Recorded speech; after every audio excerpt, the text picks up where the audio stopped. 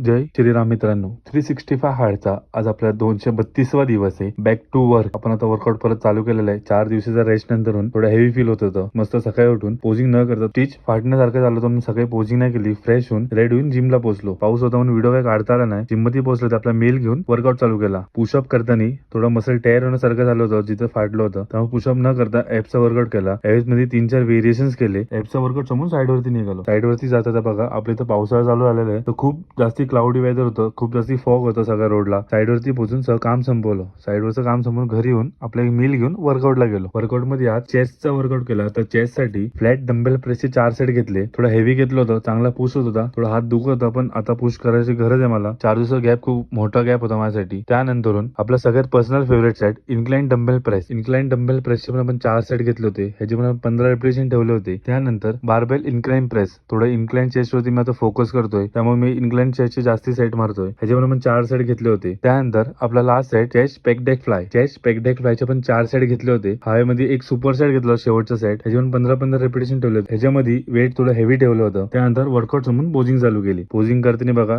4 दिवसाची रेस्ट होती, पण एवढा काही इफेक्ट पडला नाही. थोडाफार इफेक्ट पडला मसलवरती, थोडा डाऊन झालेला मसल, पण 2-3 दिवसात रिकवर पण होईल. त्यामध्ये चेस्ट बघा दोन्ही साईडने पोजिंग करून खूप चांगली पंप दिसत होती चेस्ट. मस्त ट्रायसेप बिसेप एक पोज केला होता. ट्रायसेप पण खूप छान दिसत होता. पोजिंग संपून घरी येऊन आपला एक लास्ट मील घेतला. जय श्रीराम.